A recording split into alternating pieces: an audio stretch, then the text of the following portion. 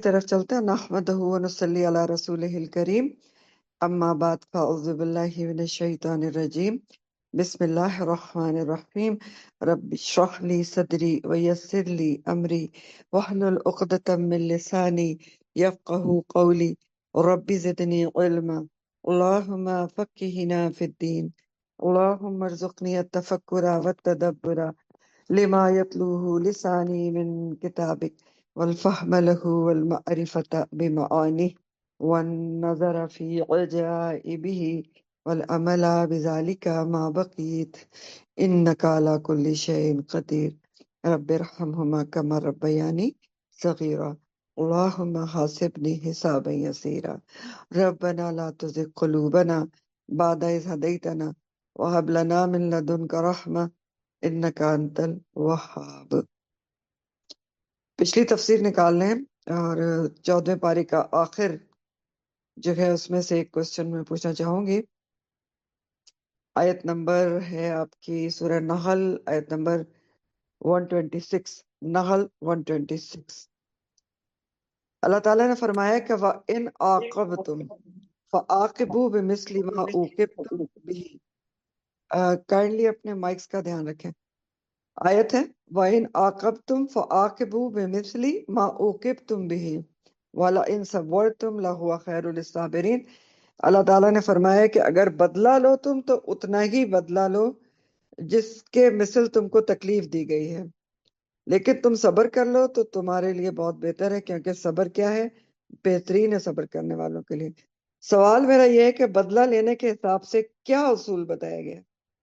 جی اجازت دی گئی ہے نا، لیکن اصول بہت اہم بتایا گیا ہے جس کا خیال رکھنا بہت ضروری ہے. جی بولیں. وَإِنْ میم عَاقَبْتُمْ بالکل جتنا میم جتنی بالکل برابر تکلیف ہونا دی گئی چاہیے ہے جتنا اسی کے برابر. ہاں جی.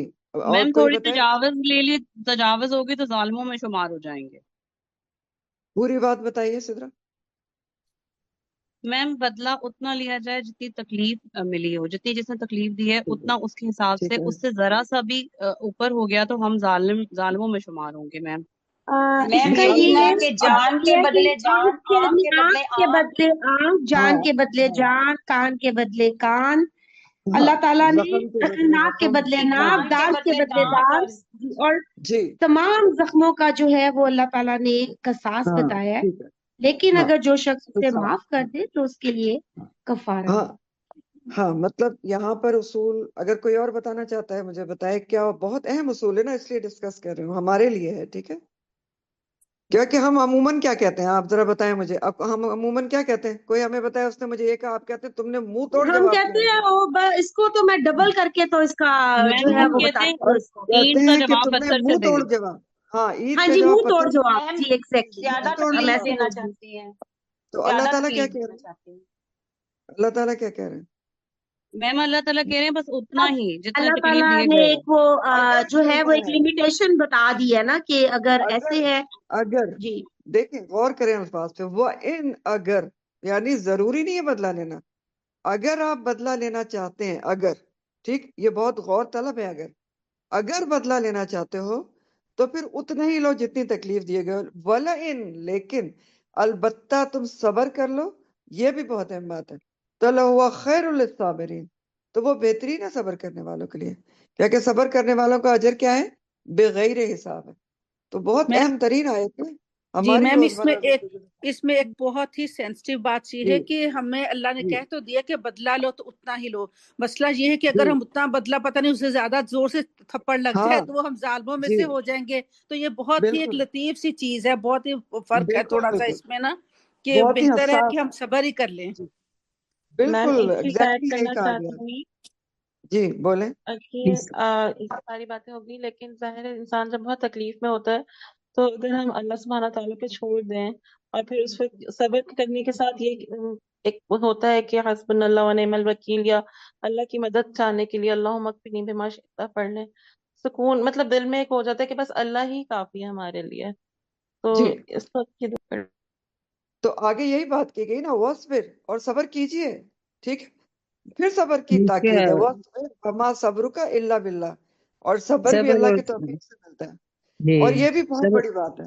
ہاں کہ صبر بھی اللہ کی توفیق سے ملتا ہے، ہر کسی کو نہیں ملتا، ٹھیک ہے؟ صبر و تحمل کا جو ہے اور رفع درگزر کا مقام بہت بلند ہے اسلام میں، بہت تو بلند ہے، بالکل۔ اسی لیے اس کی تاکید کی گئی ہے، اور ہاں فطری اور لحاظ سے انتقام لینا بھی جائز اس لیے قرار رکھا ہے کہ فطری کمزوری کچھ کے لوگ لحاظ سے، نہیں جی معاف کر سکتے، لیکن اس میں بھی ایک ہاں حد رکھی ہے کہ جتنا تکلیف دی گئی ہے اتنا ہی بدلہ لیا جائے، لیکن اگر ہاں صبر و تحمل اور عفو درگزار کیا جائے تو زیادہ بہتر ہے، تو ظاہر بالکل ہے اس ایسے کا ہی، پھر اجر بھی یقیناً بہت زیادہ ہوگا، بہت تو بڑا ہے، بغیر ہی حساب ہے جی صبر کا اجر، جی جو ہے اصل جی میں یہ اجازت اسی لیے دی گئی، جیسے آپ نے کہا کہ انسانی کمزوری کو دیکھتے ہوئے کہ جی ہاں انسان بدلہ لینا چاہتا ہے، لیکن بہت بڑی لمیٹیشن ہے یہاں پر، جتنی بالکل تکلیف دی گئی ہے اتنی دی۔ اگر کسی نے آپ کو منہ سے کچھ کہا ہے غلط الفاظ، آپ صرف غلط اتنے ہی غلط الفاظ بول سکتے ہیں۔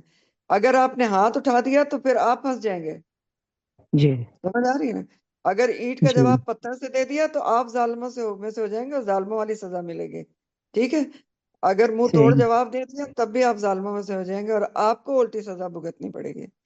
تو جی بہت ہی ضروری اور سمجھنے والی آیت ہے سبھی کے لیے، ٹھیک، کہ اس کو سمجھا جائے کہ کہا کیا جا رہا ہے۔ بدلہ کی اجازت دی گئی ہے انسانی کمزوری کو دیکھتے ہوئے، یاد رکھیں کہ وہ بدلہ لینا چاہتے ہیں، لیکن بہت بڑی لمیٹیشن ہے کہ اتنے ہی بدلہ لے سکتے ہیں آپ۔ ایک گالی دی گئی ہے تو واپسی میں آپ نے بری بات، گالی تو خیر مسلمان دے ہی نہیں سکتا، کیونکہ حدیث میں آتا ہے کہ مومن کو گالی دینا فسق ہے، ٹھیک ہے؟ تو گالی تو آپ دے ہی نہیں سکتے۔ ہاں کسی نے برے الفاظ، ایسا میں کہہ سکتی ہوں، کہے تو آپ صرف اگر چاہتے ہیں تو اتنے ہی برے الفاظ کہہ سکتے ہیں، تھپڑ نہیں مار سکتے آپ، دو نہیں کہہ سکتے آپ اس کو، ٹھیک ہے؟ ایک تھپڑ مارے تو دو نہیں مار سکتے آپ اس کو، کچھ بھی نہیں کر سکتے۔ ایک زخم لگایا ہے تو دو زخم نہیں لگا سکتے آپ، ٹھیک؟ ایک دانت اگر کسی نے توڑا تو دو نہیں توڑ سکتے، ٹھیک؟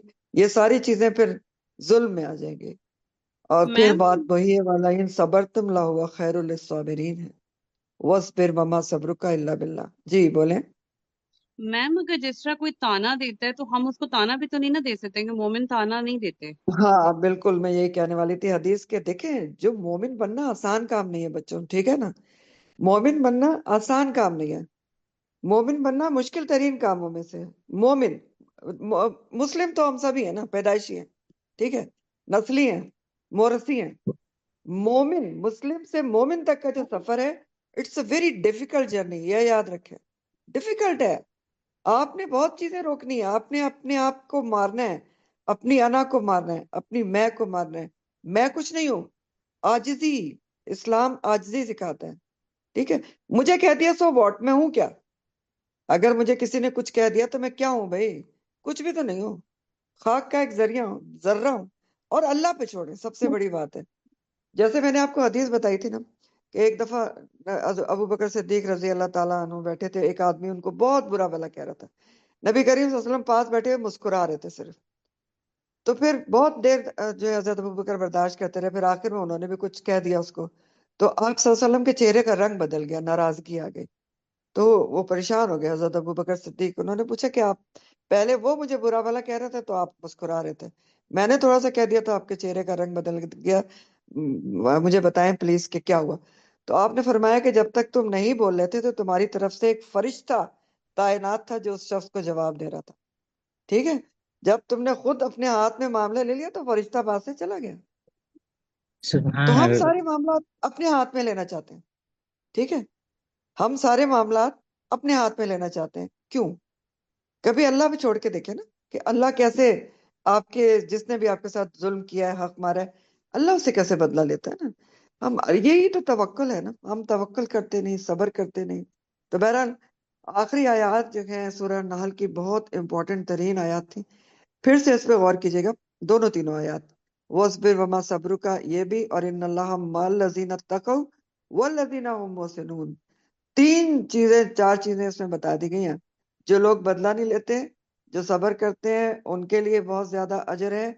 جو تقوی اختیار کرتے ہیں، اللہ تعالیٰ سے ڈرتے ہوئے بدلہ نہیں لیتے، درگزر کر دیتے ہیں، ان کے ساتھ اللہ تعالیٰ ہے۔ اور کس کے ساتھ ہے؟ جو احسان کا رویہ کرتے ہیں، اور احسان اگین یہی ہوتا ہے کہ انسان دوسرے سے بدلہ نہ لے، اس کو چھوڑ دے، ٹھیک ہے؟ تو بہت امپورٹنٹ ترین آیات تھے، غور کیجیے گا۔ چلیں سورہ بنی اسرائیل ہم نے پچھلی دفعہ شروع کی تھی اور پہلی آیت پڑھی تھی اور اس کی تفسیر ہم نے آدھی کی تھی. تفسیر کو کنٹینیو کروں گی. آیت تھی بسم اللہ الرحمن الرحیم. سبحان الذی اسرا بعبدہ لیلا من المسجد الحرام الى المسجد الاقصى الذی بارکنا حولہ لنریہ من آیاتنا انہ هو السمیع البصیر.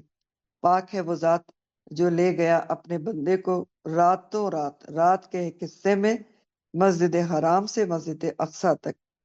مسجد اقصی وہ جو برکت دی ہے ہم نے اس کے ارد گرد کو. کیوں لے کے گیا اپنے بندے کو؟ لنریہ تاکہ ہم دکھائیں اس کو اپنی نشانیوں میں سے. بے شک وہ بہت سننے والا اور دیکھنے والا. تو میں نے آپ کو بتایا تھا کہ جیسا کہ سورہ کا نام ہے اس کو سورہ الاسراء بھی کہا جاتا ہے. اور اسراء کا جو واقعہ ہے جو نبی کریم صلی اللہ علیہ وسلم کا آسمانوں میں اس کا سیر کا واقعہ ہے، واقعہ معراج جو عام نام سے مشہور ہے، اس کے دو پارٹس ہیں. ایک جو ہے اس کو اسراء کہا جاتا ہے جس کا یہاں پر ذکر ہے کہ پہلے حصے میں اس سفر کے نبی کریم صلی اللہ علیہ وسلم کو مسجد حرام سے مسجد اقصی لے جایا گیا، جس کے بارے میں آپ نے پڑھا تھا کہ وہاں سارے انبیاء کی ارواح کو آپ نے نماز پڑھائی وغیرہ وغیرہ. دوسرا حصہ معراج ہے جس کا ذکر آپ انشاءاللہ سورہ نجم میں پڑھیں گے، جو آسمانوں کی سیر کرائے گی. اب میں آپ کو ایک حدیث پڑھ کے سناؤں گی جو واقعہ معراج کے بارے میں تفصیل سے بیان کرتی ہے. تھوڑی لمبی حدیث ہے تو تھوڑا اس کو میں کسی جگہ پہ ذرا کمپریہنسو کر کے سناؤں گی. تو حدیث ہے اور یہ حدیث جو ہے وہ صحیح بخاری کی ہے. سیدنا مالک بن سا جو ہے سے روایت ہے کہ اللہ کے نبی صلی اللہ علیہ وسلم نے اپنے صحابہ کرام سے اس شب کا حال بیان کیا جس میں آپ کو معراج ہوا تھا. آپ نے فرمایا ایسا ہوا کہ میں حتیم یا ہجر میں لیٹا ہوا تھا کہ اچانک ایک شخص میرے پاس آیا. اس نے یہاں سے یہاں تک چاک کر دیا. تو راوی کہتا ہے کہ آپ نے یہ اشارہ کیا کہ حلقوم سے ناف تک چاک کر دیا، یعنی آپ کے حلق سے لے کے ناف تک جو سینہ تھا اس کے اوپر کٹ لگایا. یا یہ بھی کہا راویوں نے کہ سینے سے ناف تک آپ کو لٹا کے کٹ لگایا. شخص کون تھا؟ جبرائیل علیہ السلام تھے. نبی کریم صلی اللہ علیہ وسلم فرماتے ہیں پھر اس نے میرا دل نکالا. اس کے بعد سونے کا ایک تشت لایا گیا جو ایمان سے لبریز تھا. میرا دل دھویا گیا، پھر اسے ایمان سے بھر کر اپنی جگہ رکھ دیا گیا. تو یہاں پر ایکسپلینیشن یہ ہے کہ نبی کریم صلی اللہ علیہ وسلم کو پوری ایک سرجری تقریباً کی گئی تھی اور صحابہ کہتے ہیں کہ آپ کے جو ٹانکوں کا نشان تھا وہ نظر آتا تھا سینے پہ. تو ایمان سے بھر کر اپنی جگہ رکھ دیا گیا. پھر اس کے بعد میرے پاس ایک سفید رنگ کا جانور لایا گیا جو خچر سے چھوٹا اور گدھے سے اونچا تھا. تو پوچھا کہ وہ جانور کون تھا؟ تو راوی نے کہا کہ وہ براق تھا. تو براق ایسا جانور تھا جو اپنا قدم منتہائے نظر پر رکھتا تھا. منتہائے نظر کا کیا مطلب ہوتا ہے؟ یعنی نظر جہاں تک جاتی ہے اس کا اگلا قدم اس پہ ہوتا تھا. مراد یہ ہے کہ بہت ہی برق رفتار جانور تھا، اسی لیے اس کا نام براق تھا. تو اس پہ میں سوار ہوا، میرے ہمراہ سیدنا جبرائیل روانہ ہوئے. انہوں نے آسمان اول پر پہنچ کر، اب یہ معراج کا ذکر کیا جا رہا ہے. پچھلی دفعہ آپ نے حدیث میں اسراء کے واقعے کے بارے میں پڑھا تھا، وہ بھی بخاری کی حدیث تھی جس کے بارے میں آپ نے سب پڑھا. اس حدیث میں معراج کا ذکر ہے. تو آسمان کی طرف گئے. اب مسجد اقصی سے پہلے اول آسمان پر پہنچ کے دروازہ کھٹکھٹایا. پوچھا گیا تم کون ہو؟ انہوں نے جواب دیا میں جبرائیل ہوں. پوچھا گیا تمہارے ساتھ کون ہے؟ انہوں نے بتایا کہ سیدنا محمد صلی اللہ علیہ وسلم ہے. پوچھا گیا آپ کو یہاں بلایا گیا ہے، تشریف لانے کا پیغام بھیجا گیا تھا؟ تو انہوں نے کہا ہاں. پھر جواب ملا مرحبا، آپ کا تشریف لانا مبارک ہو، تشریف لانا بہت اچھا ہے. پھر اس دربان نے دروازہ کھول دیا. اب یہ جو الفاظ ہے نا یہ میں بار بار نہیں پڑھوں گی ہر آسمان کے لیے، ٹھیک ہے، کیونکہ ہر آسمان کے دربان نے یہی کچھ سوال جواب کیے تھے. بہرحال پہلے آسمان کے دربان نے دروازہ کھول دیا ان سوال جواب کے بعد کہ اجازت سے آئے ہیں، بلایا گیا ہے وغیرہ وغیرہ. تو نبی فرماتے ہیں کہ جب میں وہاں گیا تو سیدنا آدم علیہ السلام سے ملاقات ہوئی پہلے آسمان پر. سیدنا جبریل نے بتایا کہ یہ تمہارے باپ سیدنا آدم ہے، انہیں سلام کیجیے. میں نے سلام کیا تو انہوں نے سلام کا جواب دیتے ہوئے فرمایا اچھے بیٹے اور بزرگ نبی خوش آمدید۔ اس کے بعد سیدنا جبریل مجھے لے کر اوپر چڑھے حتیٰ کہ دوسرے آسمان پر پہنچے۔ اس کا دروازہ کھٹکایا، وہاں پر بھی یہی سوال جواب ہوئے کہ پوچھا گیا کون ہو، اور پھر مبارکباد دی گئی، اور اس کے بعد دروازہ کھول دیا دربار نے۔ تو جب میں وہاں پہنچا تو سیدنا یحییٰ اور سیدنا عیسیٰ علیہ السلام سے ملاقات ہوئی۔ یہ دونوں آپس میں خالہ زاد ہیں۔ سیدنا جبریل نے کہا یہ یحییٰ اور سیدنا عیسیٰ علیہ السلام ہیں، انہیں سلام کیجیے۔ میں نے سلام کیا، ان دونوں نے سلام کا جواب دیتے ہوئے کہا برادر عزیز اور نبی محترم خوش آمدید۔ پھر سیدنا جبریل مجھے لے کر تیسرے آسمان پر چڑھے، اس کا دروازہ کھٹکایا، پوچھا گیا کون ہے، وہی سوال جواب ہوئے، اور پھر دروازہ کھول دیا گیا۔ وہی دربار نے کہا کہ آپ کا لانا، تشریف لانا مبارک ہو، بہت اچھا مہمان ہے۔ نبی فرماتے ہیں جب میں اندر داخل ہوا تو سیدنا یوسف سے ملاقات ہوئی، یوسف علیہ السلام تیسرے آسمان پر۔ تو جبرائیل علیہ السلام نے کہا یہ یوسف علیہ السلام ہے، انہیں سلام کیجیے۔ میں نے انہیں سلام کیا، انہوں نے میرے سلام کا جواب دیا اور کہا نیک تینت بھائی اور نبی محترم خوش آمدید۔ پھر سیدنا جبرائیل مجھے چوتھے آسمان پر لے کے پہنچے، دروازہ کھٹکایا، وہی سوال جواب ہوئے، اور پھر کہا کہ خوش آمدید، آپ کا یہ سفر مبارک ہو۔ دروازہ کھول دیا گیا۔ جب میں وہاں پہنچا تو سیدنا ادریس علیہ السلام سے ملاقات ہوئی چوتھے آسمان پر۔ سیدنا جبریل نے کہا یہ سیدنا ادریس علیہ السلام ہے، انہیں سلام کیجیے۔ میں نے سلام کیا، انہوں نے سلام کا جواب دے کر کہا اے برادر گرامی اور نبی محترم خوش آمدید۔ اب یہ ادریس علیہ السلام کے بارے میں آپ کو تھوڑا سا بتاؤں، کون سے نبی کب آئے تھے۔ آدم علیہ السلام سب سے پہلے نبی تھے، اس کے بعد ان کے بیٹے جو شیس علیہ السلام ہیں ان کے بارے میں آتا ہے کہ وہ نبی بنے تھے۔ ان کے بعد تھرڈ نمبر پہ ادریس علیہ السلام مبعوث ہوئے تھے، ادریس علیہ السلام، اور یعنی بہت پرانے نبی ہیں۔ اور ادریس علیہ السلام کی اسپیشلٹی یہ تھی کہ پڑھنا لکھنا انہوں نے ایجاد کیا تھا قلم دواز سے، اور دوسری اسپیشلٹی یہ تھی کہ انہوں نے سوئی ایجاد کی تھی، اس سے سلائی سینہ سکھایا تھا۔ تو بہرحال ادریس علیہ السلام سے چوتھے آسمان پر ملاقات ہوئی، سلام دعا ہوئی۔ اس کے بعد سیدنا جبریل مجھے لے کر پانچویں آسمان پر چلے، دروازہ کھٹکایا، وہی سوال جواب ہوئے، اور اس کے بعد دروازہ کھول دیا گیا تو اور خوش آمدید کہا گیا۔ نبی فرماتے ہیں صلی اللہ علیہ وسلم جب میں وہاں پہنچا تو پانچویں آسمان پر کس سے ملاقات ہوئی؟ سیدنا ہارون، موسیٰ علیہ السلام کے بھائی، ان سے ملاقات ہوئی۔ سیدنا جبریل نے کہا یہ سیدنا ہارون علیہ السلام ہیں، انہیں سلام کیجیے۔ میں نے سلام کیا، انہوں نے سلام کا جواب دے کر کہا اے معزز بھائی اور نبی محترم خوش آمدید۔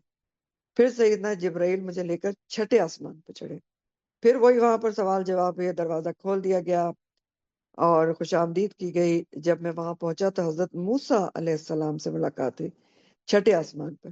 سیدنا جبریل نے کہا یہ سیدنا موسیٰ ہیں، انہیں سلام کیجیے۔ میں نے انہیں سلام کیا، انہوں نے سلام کا جواب دے کر کہا نبی اخی المکرم، یعنی مکرم بھائی اور نبی محترم خوش آمدید۔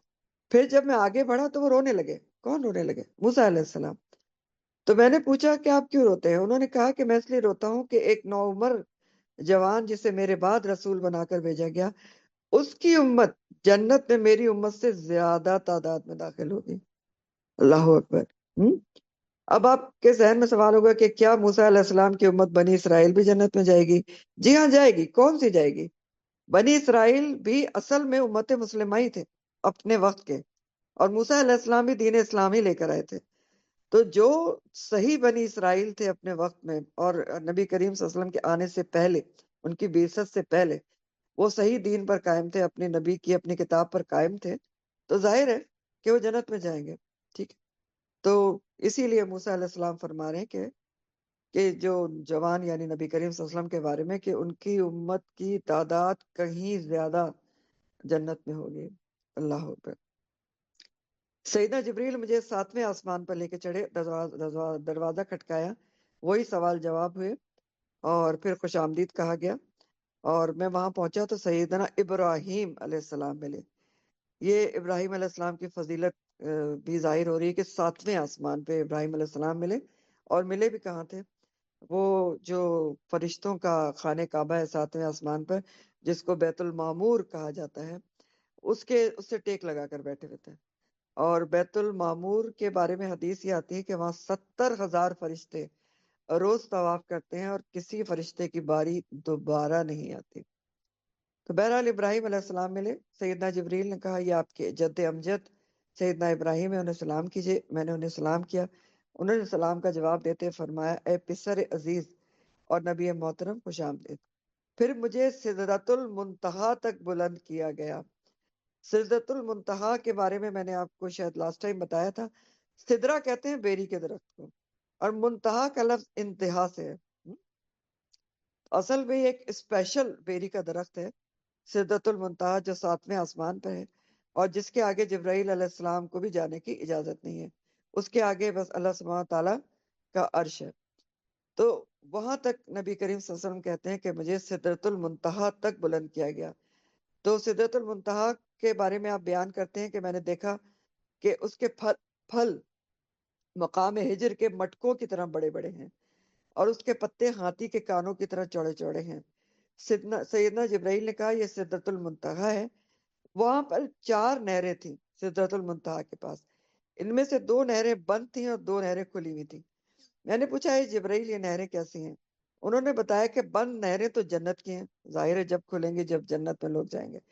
جو کھلی ہیں وہ نیل اور فرات کا سرچشمہ ہے، یعنی جو دریائے نیل ہے اور دریائے فرات وہ اس کا سرچشمہ ہے، یعنی سمبولک ہے کہ اصل میں ان 2 دریاؤں کی بہت وقت ہے اور فضیلت ہے۔ پھر بیت المعمور کو میرے سامنے لایا گیا جس کے بارے میں نے آپ کو بتا دیا۔ پھر میرے سامنے ایک پیالہ شراب کا، ایک پیالہ دودھ کا اور ایک پیالہ شہد کا لایا گیا، تو میں نے دودھ کا پیالہ لے لیا۔ سید جبرائیل نے کہا یہ فطرت اسلام ہے جس پر آپ اور آپ کی امت قائم رہے گی۔ پھر مجھ پر شب و روز میں 50 نمازیں فرض کی گئیں۔ ذرا غور سے سنیں کتنی نمازیں فرض ہوئی تھیں؟ 50 نمازیں۔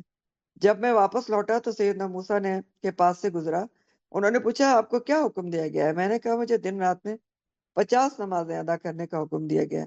موسیٰ علیہ السلام نے کہا آپ کی امت ہرگز دن میں 50 نمازیں نہیں پڑھ سکے گی، اللہ کی قسم میں آپ سے پہلے لوگوں کا تجربہ کر چکا ہوں، اس معاملے میں بنی اسرائیل کے ساتھ سر توڑ کوشش کر چکا ہوں، لہٰذا آپ اپنے رب کی طرف لوٹ کر جائیں اور اپنی امت کے لیے نماز میں تخفیف یعنی کمی کی درخواست کریں۔ چنانچہ میں لوٹ کر گیا اور اللہ تعالیٰ نے مجھے 10 نمازیں معاف کر دی۔ اب ہوا یہ کہ پھر جب آپ واپس آئے پھر موسیٰ علیہ السلام نے آپ کو واپس بھیجا، اور اس طرح کرتے کراتے آخر میں جب نبی کریم صلی اللہ علیہ وسلم فرماتے ہیں میں لوٹا تو مجھے ہر دن میں 5 نمازوں کا صرف حکم دے دیا گیا۔ پھر میں موسیٰ علیہ السلام کے پاس لوٹ کر گزرا تو انہوں نے پوچھا اب کس چیز کا حکم دیا گیا؟ میں نے کہا ہر دن میں 5 نمازوں کا حکم دیا گیا۔ انہوں نے کہا آپ کی امت دن میں 5 نمازیں بھی نہیں پڑھ سکے گی۔ تو سوچیں کیا موسیٰ علیہ السلام نے غلط کہا تھا؟ امت تو 5 نمازیں بھی نہیں پڑھ پاتی۔ بہت صحیح کہا تھا نا، کیا 50 نمازیں پڑھتی؟ تو موسیٰ علیہ السلام نے تو پھر کہا تھا کہ 5 نمازیں بھی نہیں پڑھ سکے گی، میں تم سے پہلے لوگوں کا خوب تجربہ کر چکا ہوں اور بنی اسرائیل پر خوب زور ڈال چکا ہوں، لہٰذا تم ایسا کرو پھر اپنے پروردگار کے پاس جاؤ اور اپنی امت کے لیے تخفیف یعنی کمی کی درخواست کرو۔ میں نے جواب دیا میں اپنے رب سے کئی دفعہ درخواست کر چکا ہوں، اب مجھے حیا آتی ہے، لہٰذا میں راضی ہوں اور اس کے حکم کو تسلیم کرتا ہوں۔ آپ نے فرمایا نبی کریم صلی اللہ علیہ وسلم نے، میں آگے بڑھا تو ایک منادی نے آواز دی، یعنی خود اللہ سبحانہ تعالیٰ کی آواز آئی کہ میں نے حکم جاری کر دیا اور اپنے بندوں پر تخفیف بھی کر دی۔ تو یہاں تک حدیث کے الفاظ ہیں۔ بہت ہی غور طلب بات ہے نمازوں کے بارے میں۔ سوچیں ہم 50 نمازیں ہم کہاں سے پڑھتے ہیں؟ ٹھیک ہے، تو اللہ سبحانہ تعالیٰ کا بہت شکر گزاری ہے کہ 5 نمازیں فرض کی گئی ہیں، وہ بھی امت ادا نہیں کرتی، یہی موسیٰ علیہ السلام نے پیشن گوئی کی تھی جو سچی ثابت ہو رہی ہے۔ بہرحال اللہ تعالیٰ آگے فرماتے ہیں اِنَّهُ هُوَ السَّمِيعُ الْبَصِيرُ، بے شک وہ بہت سننے والا اور بہت دیکھنے والا ہے۔ یہ کیوں کہا گیا؟ معراج کے واقعے کے بارے میں کہ اللہ تعالیٰ اپنے بندے کو راتوں رات لے کر گیا، پھر کہا گیا اِنَّهُ هُوَ السَّمِيعُ الْبَصِيرُ، بے شک وہ بہت سننے والا اور بہت دیکھنے والا ہے، دونوں مبالغے کے صیغے ہیں۔ تو اس لیے کہا گیا یعنی اللہ تعالیٰ سن بھی رہا تھا اور دیکھ بھی رہا تھا کہ جب لوگ نبی کریم صلی اللہ علیہ وسلم کو معراج کے واقعے میں جھٹلا رہے تھے، مان کے نہیں دے رہے تھے جیسے پچھلی دفعہ آپ کو بتایا تھا، اور یہ بھی سن رہا اور دیکھ رہا تھا کہ کس نے فوراً مان لیا اور پھر ان کو صدیق کا لقب دے دیا گیا، اور آج بھی وہ سمیع اور بصیر ہے اور سنتا اور دیکھتا ہے ان سب کو جو اس واقعے پر شک کا اظہار کرتے ہیں یا جن کے دلوں میں یہ شک پیدا ہوتا ہے کہ یہ خواب میں آپ گئے تھے یا روح سمیت گئے تھے، تو پھر وہ ہر ایک کے ساتھ ویسے ہی معاملہ کرے گا جس کا وہ مستحق ہے۔ یاد رکھیں کہ یہ ہمارا ایمان ہے کہ نبی کریم صلی اللہ علیہ وسلم جسم اور روح سمیت معراج کے اوپر لے جائے گئے تھے۔ اب اس واقعے کے کچھ لیسنز کو دیکھتے ہیں۔ نمبر 1 سبق تو یہ کہ غیب پر ایمان رکھنا ہے، اور اصل میں ایمان بالغیب ہی ہم سے مطلوب ہے۔ بہت ساری چیزیں غیب ہیں نا جو آپ پڑھتے ہیں، آمنت باللہ ملائکتی کتبی و رسولی و ملائکتی، بہت ساری چیزیں وہ خیر شرعی و خیر ہی اور تقدیر کے اوپر، اور پھر اس کے اوپر آخرت کے اوپر والیوم الآخر، تو یہ ساری غیب ہی ہیں اور ہم سے ایمان بالغیب ہی مطلوب ہے۔ اب اگر آج انسان نے آواز سے تیز رفتار سواری بنا لی ہے، کتنے سپر سونک جہاز ہیں کہ اتنی سپیڈ سے، کتنی بلٹ ٹرینز ہیں کہ وہ اتنی جلدی آپ کو سفر طے کراتی ہیں، یہ ساری عقل و سمجھ اللہ تعالیٰ نے انسان کو دی ہے، تو اللہ تعالیٰ کے لیے یہ کیا مشکل ہے کہ براق جیسی سواری پر سفر کرا دے اور راتوں رات کرا دے؟ مشکل ہے کوئی؟ تو ایمان کیوں نہیں رکھ پاتے ہم؟ بہت سارے لوگ کیوں شک کرتے ہیں؟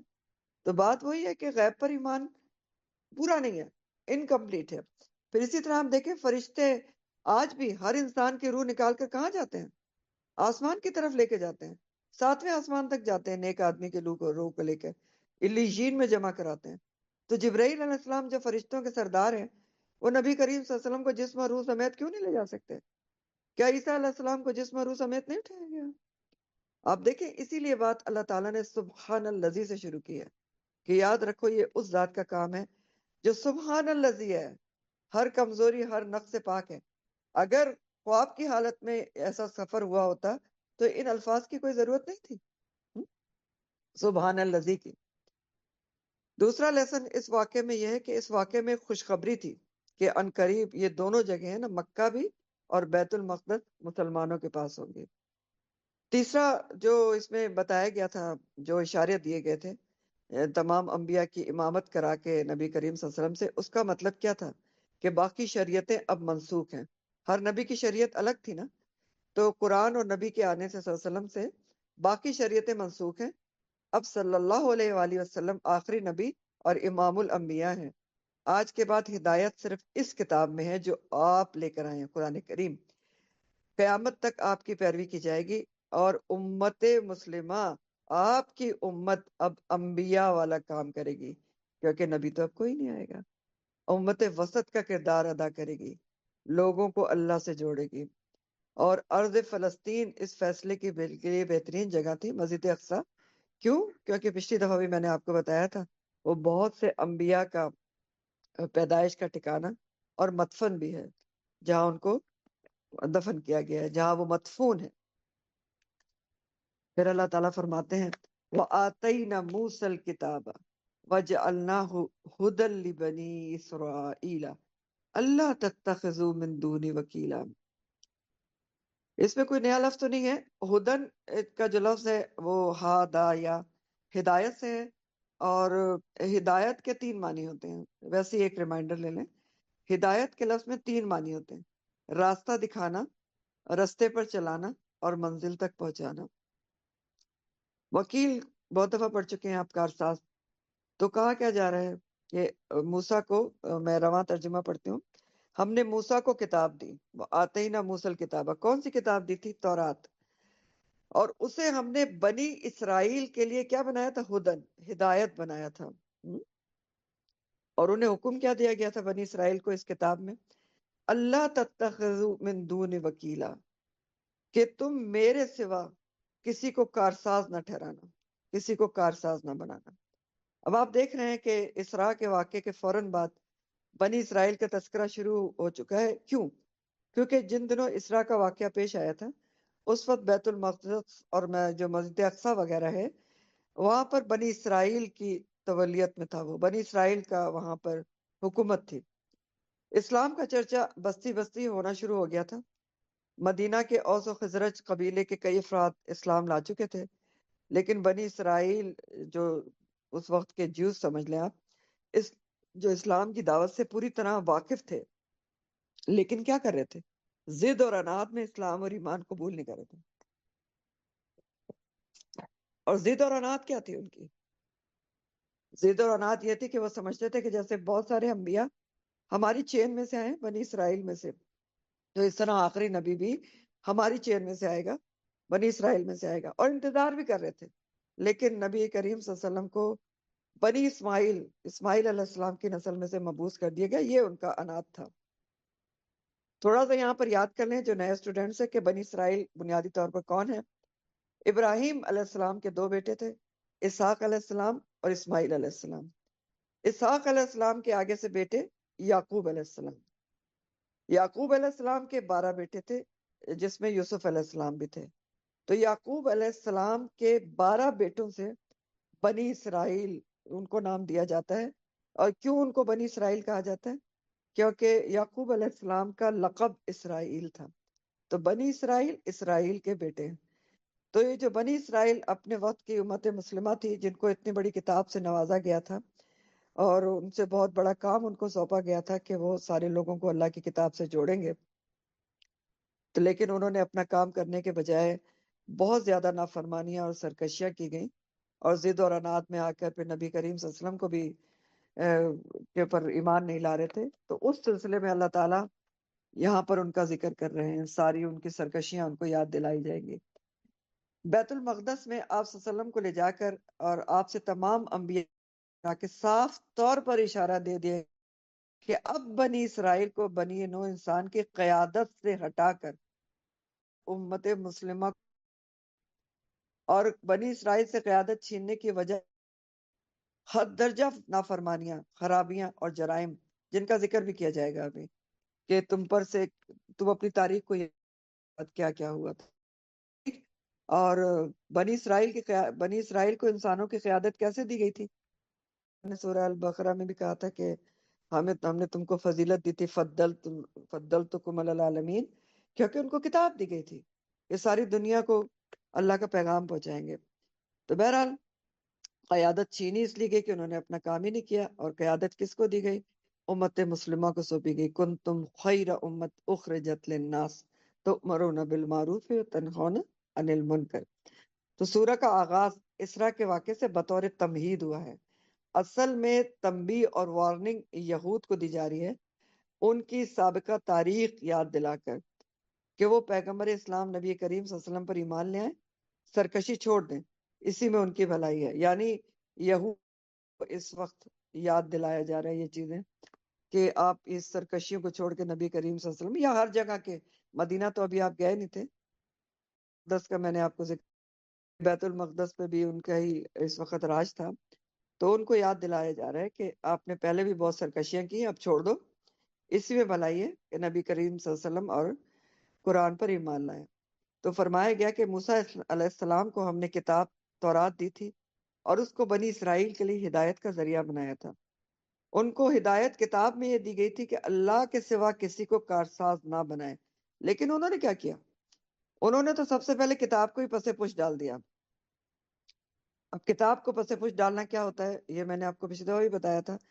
کسی بھی اللہ کی کتاب کو پس پش ڈالنا یعنی پیٹھ کے پیچھے پھینک دینا کا مطلب یہ ہوتا ہے کہ کتاب کا جو مقصد ہے وہ چھوڑ کے اس سے ہر وہ کام لیا جائے جو کہ کتاب کے ساتھ نہیں لینا چاہیے. تعویذ گنڈے بنائے جائیں، جادو ٹونے کے لیے استعمال کیا جائے، نام رکھنے کے لیے، دلہن کے سر پہ سے گزارنے کے لیے، وغیرہ وغیرہ. اور جس کے لیے کتاب بھیجی گئی ہے وہی کام نہ کیا جائے کہ اس کو سمجھا جائے اور اس پر عمل کیا جائے. تو انہوں نے بھی یہ کیا کہ کتاب کو پس پش ڈال دیا، اس کے ساتھ نامعلوم کیا کیا کیا، تحریفیں کر دی اور یہی کچھ کرتے رہے، جادو ٹونے اور پتہ نہیں کیا. تو بہرحال جب پس پش ڈال دیا تو عمل کیسے کرتے اور وہ ہدن کیسے بنتی ان کے لیے؟ کچھ بھی نہ ہوا. یہاں آپ دیکھ رہے ہیں کہ بنیادی ہدایت توحید کی تھی تورات میں بھی، کہ ہر معاملے میں صرف اللہ پر توکل کیا جائے. اللہ تتخذوا من دونی وکیلا. تو یہ جو توحید کا ہدایت ہے وہ صرف بنی اسرائیل کو نہیں دی گئی تھی، یاد رکھیں، بلکہ توحید کا سبق ہی دین کی اصل روح ہے۔ ہر کتاب میں اللہ تعالیٰ نے توحید ہی کا سبق دیا ہے، ہمیں بھی توحید کا ہی سبق ہے۔ اللہ تعالیٰ کی ہی ذکر سے کتاب کھلتی ہے، الحمدللہ مالک کی ہے، رحمان رحیم مالک یوم الدین سے۔ تو روح دین کی کیا ہے کہ اللہ کے اوپر توکل کیا جائے، یہ اصل دین کی روح ہے۔ تمام بھروسہ اور توکل صرف اللہ پر کیا جائے۔ لیکن بات یہ ہے کہ یہ کیفیت انسان کے اندر کب پیدا ہوتی ہے کہ وہ صرف پورا بھروسہ اور توکل اللہ پہ کرے؟ ہم تو نہیں کر پاتے نا۔ کیا سب لوگ کر پاتے ہیں کہ صرف اللہ پر توکل کرے؟ پتہ نہیں کس کس پر توکل کرتے ہیں، وہ کر دے گا، وہ کر دے گا، کبھی کسی پر۔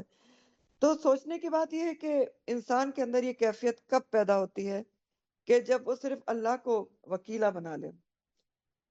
تو یہ کیفیت جب پیدا ہوتی ہے جب انسان صحیح طریقے سے اللہ کی معرفت حاصل کرتا ہے، اس کو پہچان لیتا ہے، اللہ کی طاقت، اس کی قوت، اس کی عظمت اس کے دل میں بیٹھ جاتی ہے۔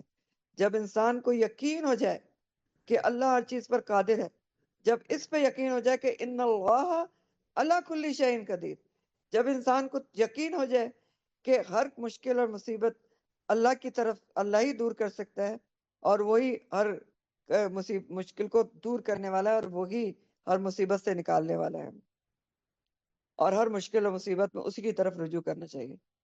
تو توکل کے لیے اللہ کی صحیح پہچان ہونا ضروری ہے۔ پہلے اللہ کو پہچانیں، اس کی معرفت حاصل کریں کہ وہ ہے کیا ہستی، کیا اس کی عظمت ہے، کیا اس کی قوت اور کیا اس کی طاقت ہے۔ کیا ہے اس کی طاقت کہ وہ ہر زمین و آسمان کا مالک ہے، وہ آپ کے نفع نقصان کا مالک ہے۔ کوئی دنیا کی طاقت، ساری طاقتیں بھی مل جائیں تو نقصان نہیں پہنچا سکتی اگر وہ نہ چاہے، اور ساری طاقتیں بھی مل جائیں فائدہ پہنچانا چاہیں تو نہیں پہنچا سکتی اگر وہ نہ چاہے۔ تو اس توکل کے لیے ضروری ہے کہ انسان پہلے اللہ کو پہچانے، انسان کے دل میں پھر پکا یقین اور اعتماد پیدا ہوتا ہے کہ وہی نفع نقصان کا مالک ہے۔ اگر اس نے اس کو تھام لیا تو پھر کوئی چیز بھی اس کا کچھ نہیں بگاڑ سکتی، اور یہ یقین ہو جاتا ہے انسان کو کہ اگر میں نے اللہ کو مضبوط پکڑ لیا تو وہ ضرور مجھے سنبھالے گا، پھر وہ کسی اور پر توکل نہیں کرتا۔ تو اس لیے پوری کتاب کا سبق یہ بتایا گیا ہے، اللہ تتخذوا من دون وکیلا، صرف اللہ کو کارساز بنانا دین کی بنیاد ہے۔ بنا کر تو دیکھو پھر کیا ہوگا، تم ایک بالش اس کی طرف بڑھو گے، وہ ایک ہاتھ بھر بڑھے گا۔ جیسا کہ بہت ہی خوبصورت حدیث میں آتا ہے، سیدنا ابو ہریرہ سے روایت ہے کہ نبی کریم صلی اللہ علیہ وسلم نے فرمایا، بہت ہی پیاری حدیث ہے کہ صحیح بخاری کی ہے، کہ اللہ تعالیٰ فرماتا ہے، حدیث قدسی ہے، کہ میں اپنے بندے کے گمان کے ساتھ ہوتا ہوں، جو وہ میرے ساتھ گمان رکھتا ہے تو وہ میں ویسے ہی کرتا ہوں۔ گمان کے ساتھ یعنی اللہ تعالیٰ کے ساتھ آپ جیسا گمان رکھتے ہیں نا کہ میں اللہ کی طرف میں یاد کروں گا تو مجھے یاد کرے گا، میں بڑھوں گی تو وہ بڑھے گا، تو اللہ تعالیٰ فرماتے ہیں کہ میں بندے کے گمان کے ساتھ ہوتا ہوں، جب وہ مجھے یاد کرتا ہے تو میں اس کے ساتھ ہوتا ہوں، اگر وہ مجھے اپنے نفس میں یاد کرے یعنی دل میں، تو میں بھی اپنے نفس میں اسے یاد کرتا ہوں۔ سوچیں کتنی بڑی بات ہے کہ اللہ تعالیٰ آپ کو یاد کرے۔ قرآن میں بھی اللہ تعالیٰ فرماتے ہیں نا کہ فَاذْكُرُونِي أَذْكُرْكُمْ، تم مجھے یاد رکھو میں تمہیں یاد رکھوں۔ اگر وہ مجھے بھری محفل میں یاد کرے تو میں اس سے بہتر محفل میں اس کو یاد کرتا ہوں۔ بہتر محفل کون سی ہے؟ فرشتوں کی محفل میں یاد کرتا ہوں۔ جیسے ابھی آپ محفل میں یاد کر رہے ہیں تو انشاءاللہ تعالیٰ اللہ تعالیٰ آپ کو فرشتوں کے محفل میں یاد کر رہے ہوں گے۔ یہ ہے فضیلت اللہ تعالیٰ کو یاد کرنے کی۔ پھر اللہ تعالیٰ فرماتے ہیں، اگر بندہ میری طرف ایک بالش لائے تو میں اس کی جانب ایک گز نزدیک ہو جاتا ہوں، ڈبل سے زیادہ۔ اگر وہ ایک گز مجھ سے قریب ہو تو میں 2 گز اس سے نزدیک ہو جاتا ہوں۔ اگر وہ میری طرف چلتا ہوا ہے تو میں دوڑتا ہوا اس کے پاس آتا ہوں۔ تو سوچیں یہ ہیں فوائد اللہ کو وکیل بنانے کے۔ تو کون ہمیں سے نہیں بنانا چاہے گا؟ کون اللہ تعالیٰ کے سوا کسی اور کو کارساز بنانا چاہے گا؟ نہیں بنانا چاہے گا نا۔ لیکن ہم یہ والا توکل اور بھروسہ پیدا نہیں کر پاتے۔ کر کے دیکھیں، اللہ تعالیٰ کے نزدیک ہو کے دیکھیں، اللہ کو یاد کر کے دیکھیں ہر مشکل میں، پھر دیکھیں اللہ تعالیٰ کیسا دوڑتا ہوا آپ کے پاس آتا ہے۔ تو بہت خوبصورت آیت اور بہت خوبصورت حدیث۔ پھر مزید خطاب بنی اسرائیل سے اللہ سبحانہ تعالیٰ کا، اللہ تعالیٰ فرماتے ہیں، ذریۃ من حملنا مع نوح، انہو کان عبدا شکورا.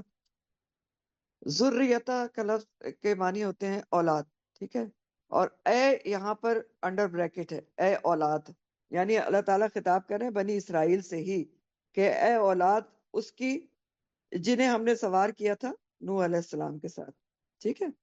اور انہو کان عبدا شکورا، بے شک وہ بندہ تھا بہت ہی شکر گزار. الفاظ دیکھ لیں، اس میں ایک لفظ آیا حملنا. حملنا کا لفظ حملہ سے ہے. حملہ کا مطلب ہوتا ہے بوجھ اٹھانا، ٹھیک، بوجھ اٹھانا. اور حمل یا حمل کا لفظ بوجھ کے لیے بھی آتا ہے، ٹھیک ہے. اب حملہ کا مطلب ہوتا ہے بوجھ اٹھانا، لیکن خاص بات یہ ہے کہ اگر یہ بوجھ انسان یا جانور کا ہو اور اسے کسی سواری پر لادا جائے تو پھر حملہ کا مطلب ہو جاتا ہے سوار کرنا، ٹھیک ہے. سمجھ آ گیا ہوگا، حملہ کا مطلب بوجھ اٹھانا. لیکن اگر بوجھ کیا ہے، انسان یا جانور کا ہو، اسے کسی سواری کے اوپر لادا جائے تو معنی ہوتا ہے سوار کرنا. اس لیے یہاں پر ترجمہ لکھا ہے سوار کیا ہم نے مع نوحن، نوح کے ساتھ.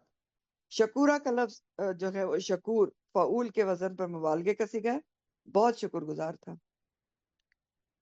تو اس کا وہ دیکھ لیں رواں ترجمہ. اللہ تعالیٰ فرماتے ہیں کہ اے ان لوگوں کی اولاد، کس سے خطاب کر رہے ہیں اللہ تعالیٰ؟ بنی اسرائیل سے.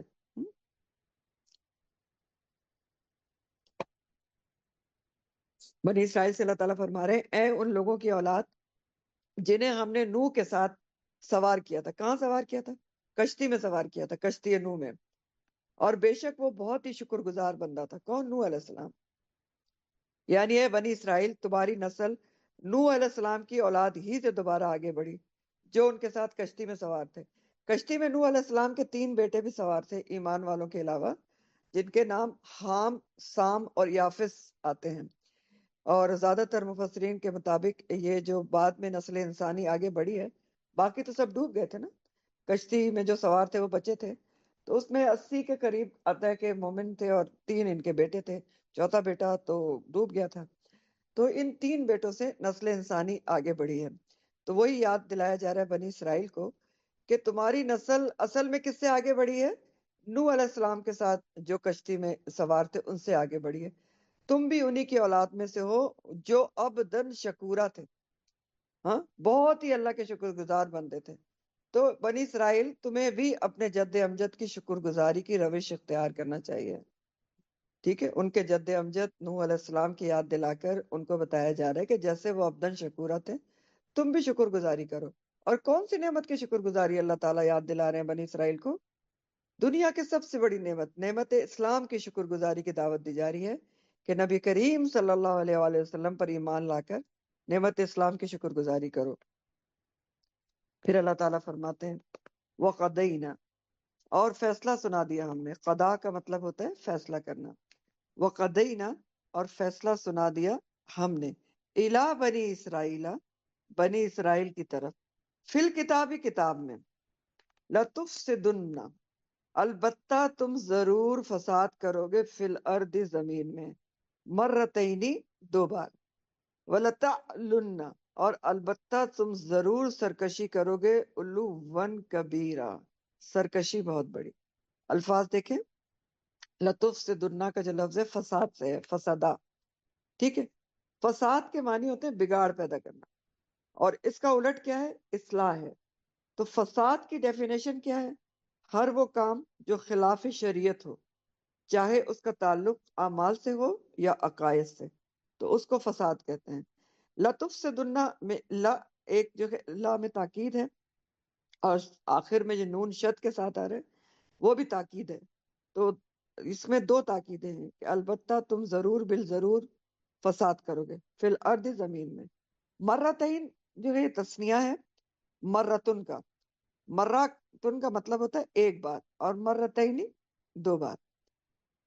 وَلَتَعْلُنَّ کا لفظ الف سے ہے، عین لام واو، بلند ہونا، سرکشی کرنا. اور علوًا بھی اسی روٹ سے ہے، اور یہ کیا ہے؟ مصدر ہے. وَلَتَعْلُنَّ میں بھی اسی طرح کا یہ ورڈ ہے جیسے لَتُفْسِدُنَّ تھا. اس میں بھی 2 تاکیدیں ہیں.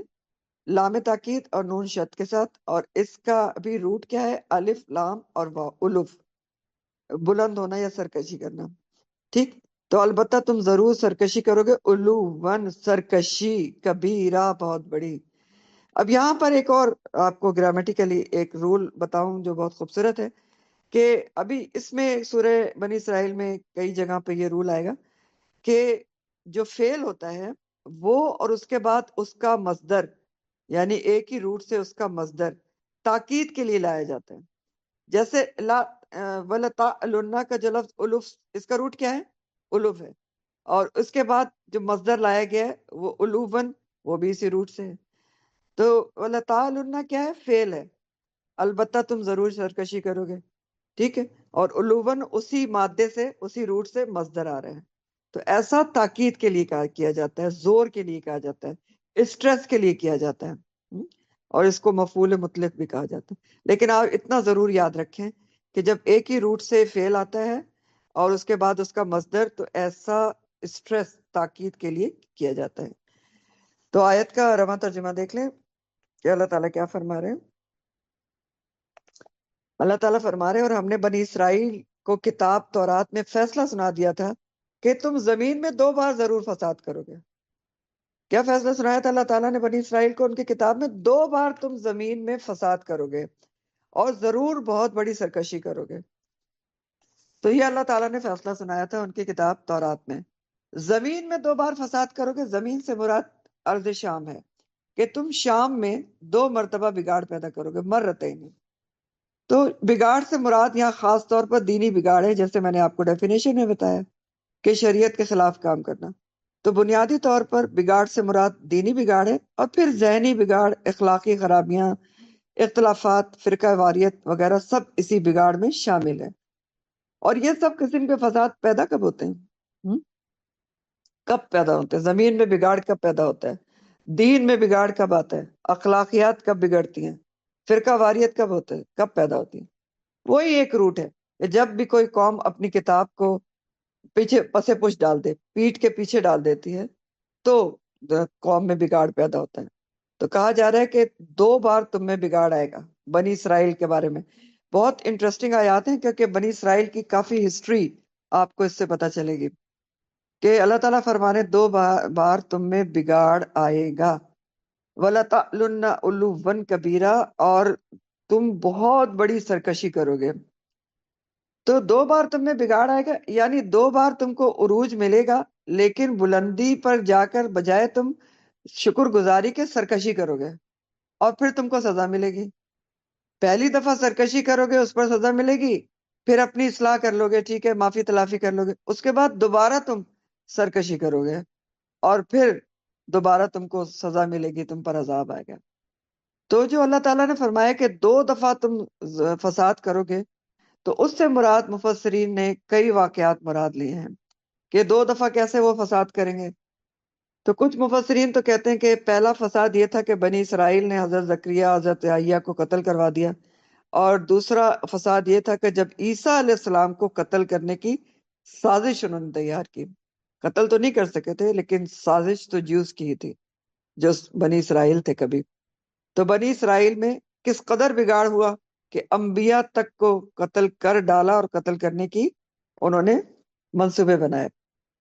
تو کچھ مفسرین کے مطابق کا یہ خیال ہے، اور کئی مفسرین کے مطابق ان کی تاریخ سے جو پہلا فساد پتہ چلتا ہے وہ یہ بھی تھا کہ جب اللہ تعالیٰ نے ان کو عروج دیا، یعنی فرعونیوں سے نجات دے دی، جب وہ موسیٰ علیہ السلام کے ساتھ بحر کلزم کو پار کر کے نکلے، تو حکم ان کو اس وقت یہ تھا کہ وہ فلسطین جو ان کا شہر تھا، اصل میں ان کا ملک تھا، اس کے اندر داخل ہوں، یعنی جہاد کر کے فلسطین کے اندر سیدھے جائیں. لیکن انہوں نے انکار کر دیا. انہوں نے کہا ہم تو نہیں جاتے، تم جاؤ موسیٰ، اور تمہارا رب جا کے لڑے. کتنی سرکشی تھی، ہم تو یہیں بیٹھے ہیں، کیونکہ اس میں قوم و جبارین ہے.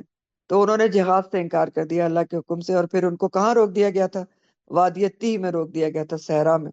ٹھیک ہے، اور کئی 100 سال وہاں پر رہے تھے، اور وادی تیہ میں ان کو میں بھی انہوں نے کئی غلط قسم کی باتیں کرتے رہے. اخلاقی بگاڑ اور ذہنی بگاڑ سبھی وادی تیہ میں بھی آیا. حالانکہ بطور سزا وہاں ان کو رکھا گیا تھا، لیکن وہ ان کی کچھ اتنی زیادہ ذہنیت خراب ہو چکی تھی فرعونیہ کے ساتھ رہ کے وادی تیہ میں ہی انہوں نے بچڑے کو بھی وہ پوجنا شروع کر دیا تھا جب موسیٰ علیہ السلام تورات لینے گئے تھے. وادی تیہ میں ہی انہوں نے یہ بھی کہا تھا کہ ہم من و سلوہ کھاتے کھاتے تنگ آ چکے ہیں، ہمیں تو وہ سبزیاں اگا کے دیں اور پیاز اور لہسن اگا کے دیں وغیرہ وغیرہ.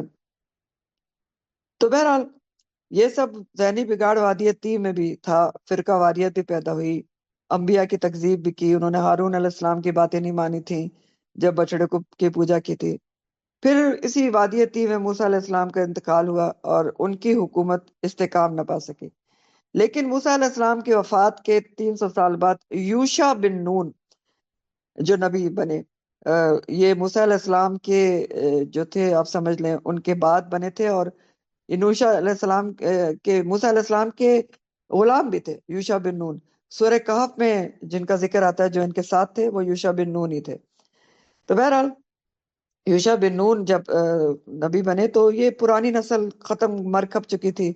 پھر ان کی بنی اسرائیل کی جو نئی نسل تھی اس نے صحرا میں پرورش پائی تھی، تو وہ ان کے ذرا وہ مضبوط بھی تھے اور ان کی ذہنیت بھی صحیح ہو چکی تھی.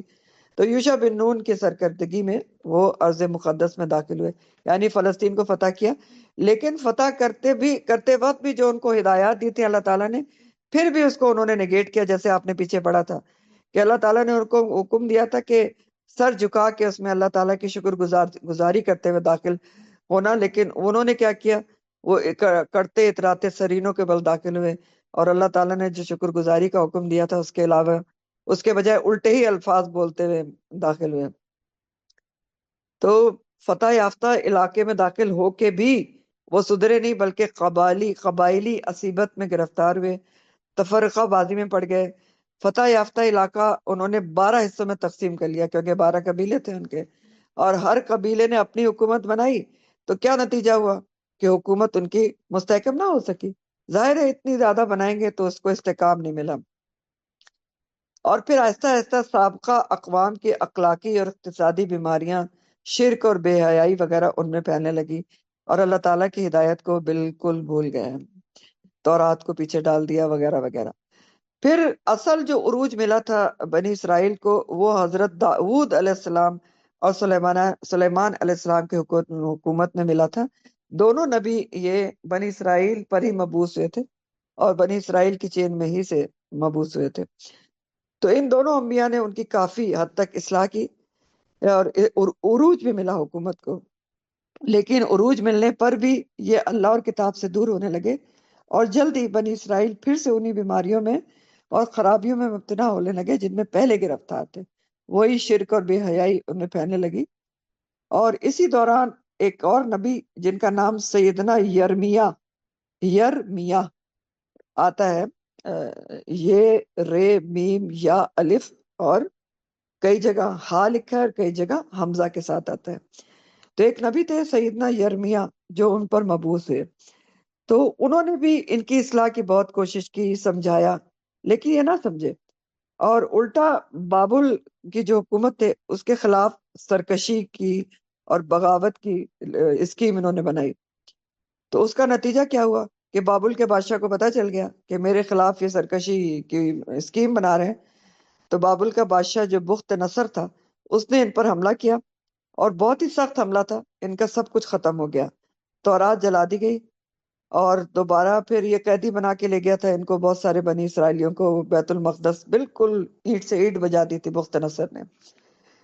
پھر جب اس نے 7 سال بعد قیدیوں کو رہا کیا تھا تو اس میں ایک نبی حضرت عزیر علیہ السلام بھی تھے جو تورات کے حافظ تھے.